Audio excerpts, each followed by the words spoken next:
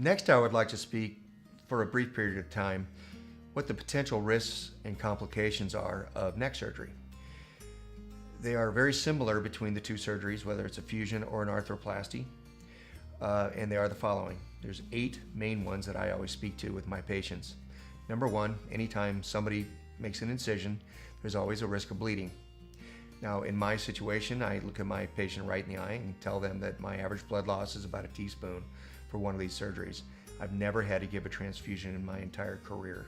I've done many thousands of these surgeries.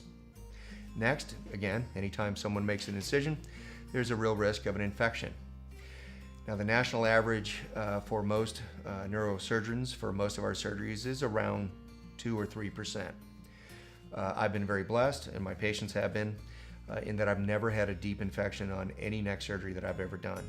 But there is a risk of that, and if it happens, it's very, very severe and very, very risky. I always speak to people about the potential risk of stroke or death.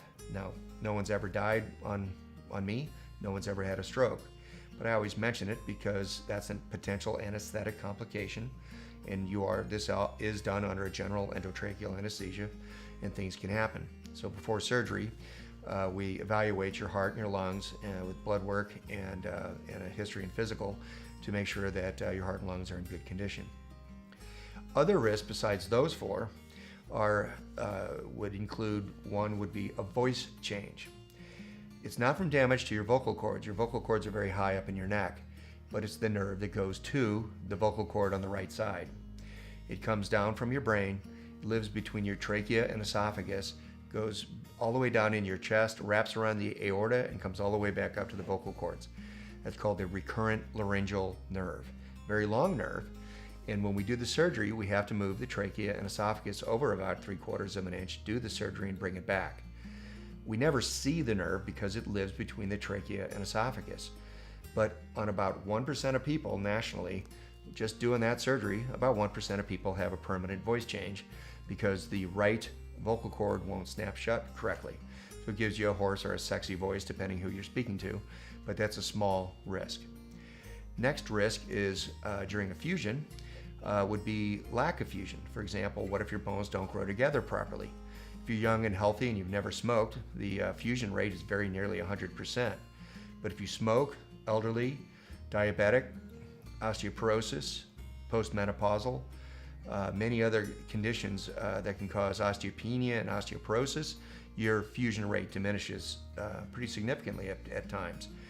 Our modern technology and hardware have greatly improved fusions over the years that I've been doing this, but still there's a real risk of the bones not growing correctly on a fusion, which would require a redo operation to try and make that happen.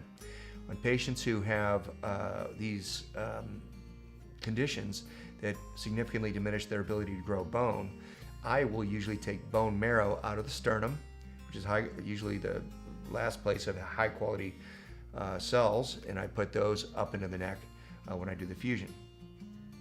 Obviously, on a cervical arthroplasty, one great aspect is we don't have to worry about that.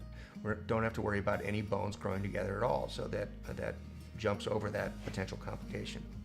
And the last 2 things that I always tell my patients of risks are, what if your surgeon damages nerves, and what if your surgeon damages spinal cord?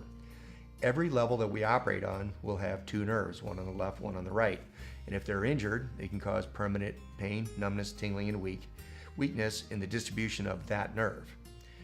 You can ask your surgeon, or you can ask me what that would mean for each nerve, and I always tell the patient so they understand.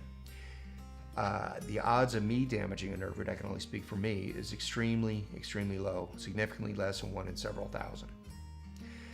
Lastly is, what if your surgeon damages your spinal cord? Your surgeon's going to be touching it during either one of these operations. And so you really want to make sure your surgeon knows what he's about and has done this surgery many, many times.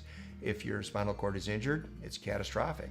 It means a potential quadriplegic event with loss of bowel, bladder, sexual function, all movement below your neck forever. I'm very proud to be able to say I've never damaged a spinal cord my whole career, despite many, many thousands of surgeries. But this is a risk that you're taking if you have this surgery done.